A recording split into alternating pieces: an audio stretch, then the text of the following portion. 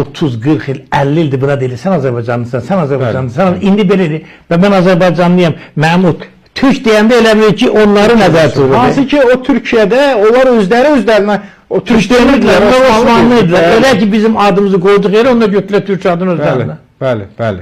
İndi yaxşı gedin, siz Nadiri, Şah İsmayıl Xətaini hansı dövlətin başçısı biləcəksiniz? Azərbaycanlını? Azərbaycanlı yox idi o vaxt. Bəli. Ona görə sən, bu da nə deyir, baxın. Anuş Artunyan, bu da qadın deyil, mənim qadın, bu da bizim qadınımızdır. Bunun mövqeyinə bax buna. Deyir ki, dövlətçilik ənənələri yoxdur. Çünki niyə? 36-cı ildən o tərəf Azərbaycanlı deyilən bir millət olmuyor. Bəli. Gözəl xanım. Ona görə dövlət, yaranmış dövlətlərdir, sən deyə bilməzsən mənim dövlətim. Sən demokratik cumhuriyyətə mənim dövlətim deyə bilməzsən. Sən ancaq 36-cı ildən bu tərəfə deyə bilərsən ki, bunlar mənim, çünki Azərbaycanlı olmuşam mən. Deyir ki, tarixi keçmişi yoxdur. Doğrudan da 36-cı ildə formalaşmış bir millət. Deyə bilər mənim tarixim. Bu nə tarix? 50 illik tarix var. Bunun elmi nəticələri də, zaribər, elmi nəticələridir.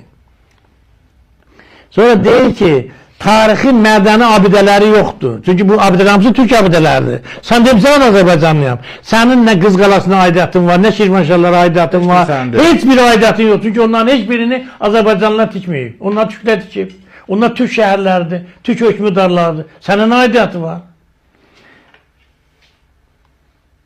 Və sonra axıda nəticə gəlir ki, hər şeyi ermənilərdən oğurluyurlar. Sən oğrusan. Sən ki, indi orta məddədə tarix keçirlər sənə. Azərbaycan tarixi, Məmməd Əmin Rəsulda belə gəldi, 36-cı qaba. Sən oğrusan, onlar sənin deyil, onlar ermənilərindir. Tamamilə düz, çünki sən Azərbaycanlısan.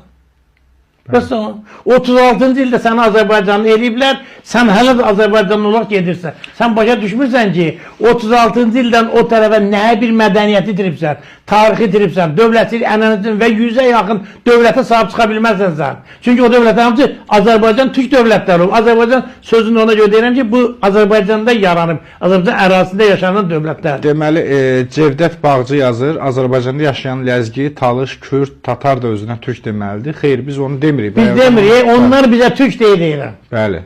Onlar da öz adını desin, bizim də adımız türkdür. Biz axı